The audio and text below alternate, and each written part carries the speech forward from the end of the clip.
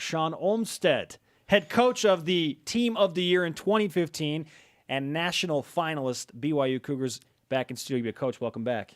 Thank you. I'm always excited to join you guys every opportunity. Okay, you got some neon rocking there, but no hat. No hat. I just I'm kind of in a different phase right now. You know, I'm trying to figure out the next phase of my life, of the recruiting cycle. But I did bring things.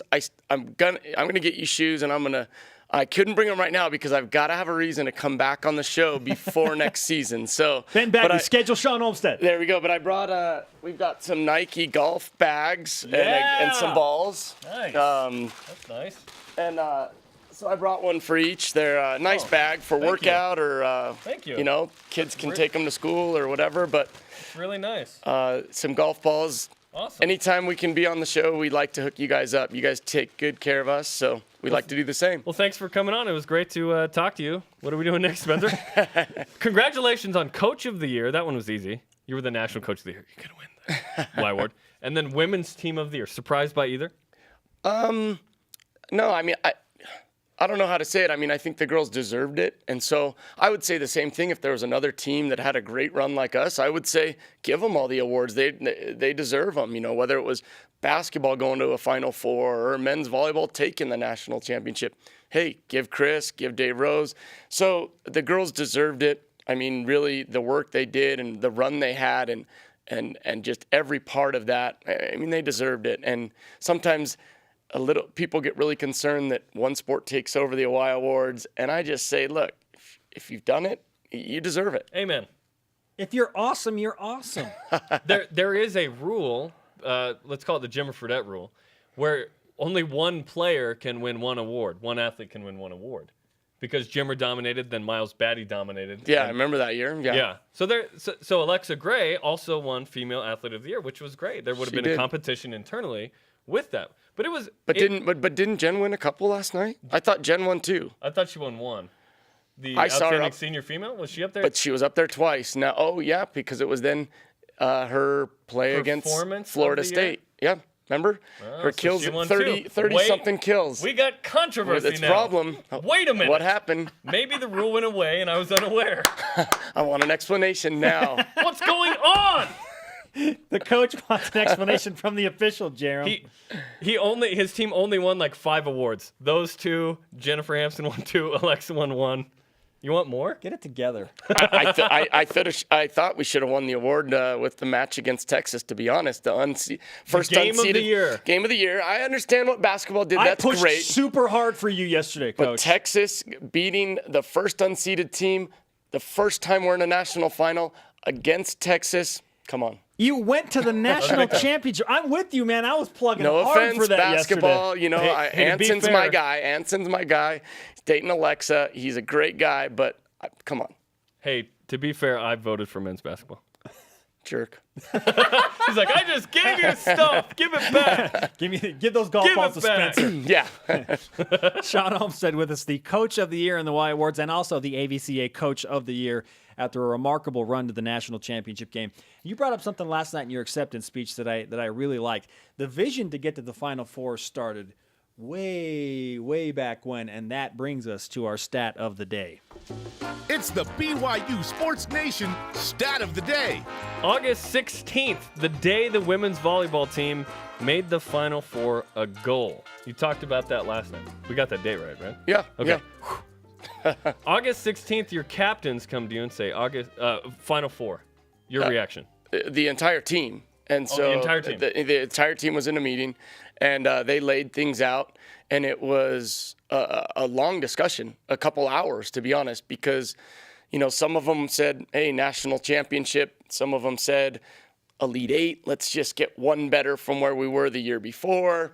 And we were directing this conversation, I mean, honestly, a couple hours until the consensus and everybody was on board. They all finally said, yep, I believe it. We can do it.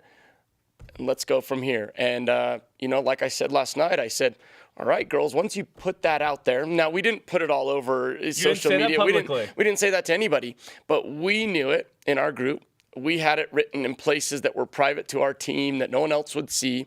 And I said, okay, all your actions, your interactions, your work in the weight room, your work in, your practice and game plans are all going to be going towards that, win or lose. And when we lost, we didn't lose sight. And we actually made step by step, and we said, this is where we want to be at the middle of the season.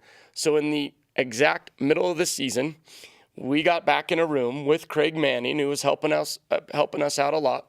And we said, where are we? We were exactly where we wanted to be halfway through the season. Exactly.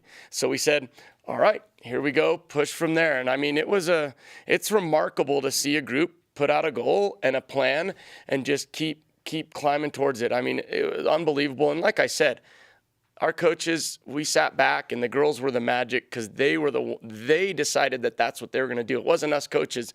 Here's your goal. Let's go. It was whatever you guys want. There's implications in terms of how you're going to work and what you're going to do from here going forward. Shawn Olmstead with us in Studio B, the Coach of the Year at the Y Awards and the AVCA Coach of the Year as well. You look at what you bring back. Of course, you lose a huge cog in your team. Jennifer Hampson, arguably the greatest female athlete to ever wear a uniform for any BYU women's sport.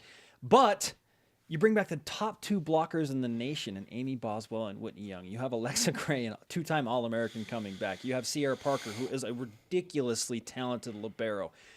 Your setters are back. Lily Robbins-Hardy, Camry Godfrey-Willardson. Like, basically your entire team outside of Jen Hampson is coming back. So what are your expectations for this fall? Yeah, expectations are just that, they're expectations. But we're going to, the girls, we're going to follow kind of the similar pattern in terms of let's get a feel for our group. We didn't, when August 16th, we allowed 2 weeks of training to kind of happen so that I wanted the girls to feel where they're at. And as an athlete, where you're at, like, hey, we're a pretty good team, or man, we're not very good. And so I think we're going to go forward in that, that route. The girls they're working the gyms exactly the same, if not a little better. They're working harder. They saw something that was right there. And so Alexa honestly is better right now than she was in December, which is phenomenal because she was unreal. But I love her work ethic. I love her leadership. The same Sierra's better than she was in December, and on and on and on. And so we've got to, Jen's going to be hard to replicate. Jen was unbelievable, and she is the best female student athlete to have come through BYU. Let's get that there. But we feel like we've got some great pieces. We've got Cozy Burnett's playing unreal volleyball right now, very, very physical volleyball. She's excited to get a shot. And so we think that we can put together a committee or a group that can hopefully in some way replicate those kills, and that's what we're looking to do. We've missed the most important question in this. Uh-oh. How do you think we did last night? Oh, you guys were fun. No, my wife and I drove home. My family loves you guys. You know that. Spencer knows it. He's interacted with my sisters, and they think he's like the greatest. He's a celebrity. He is the greatest. Well, they haven't hung out with you as much, Jerem, but no, I thought honestly, I thought you guys did really, really well. But I have one complaint. That's one it? complaint. Only one? No, I'll hear me out. Okay. Power couples.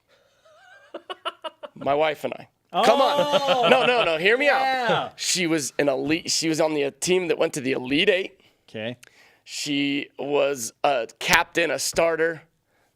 I won national championships, played in the national final. I mean, I think we're the power couple. I think we did it with players. Oh, okay.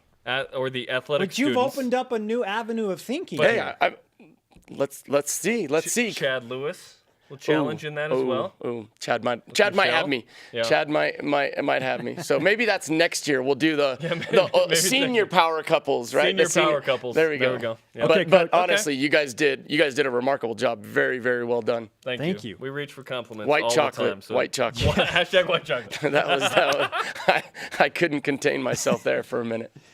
Okay, you mentioned you're in the transition stage for your headgear or your hat. So let's take a quick look back at the previous stages, Coach, to find out where on you BYU are Sports on Nation, BYU the Sports previous Nation. visits. Okay, With hats. So like this, We tweeted out a photo of this for the radio. this is the Crocodile Dundee hat, like the Australian Outback. That was going to the Final Four, wasn't it? Hunter Joe, kick his mustache and trucker hat.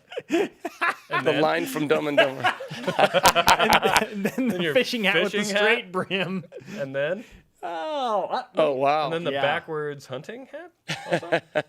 Is that what that hat is? Backwards Yeah. orange camo hat. Yeah, you got to be safe out in the outdoors. Listen, you're challenging Jamal Williams for bringing like best dressed to this set. Yeah. Hey, I would say you're number one. When I've got Spencer's shoes, I will text you guys. I need to be on show, and I'm going to step it up a notch. Okay.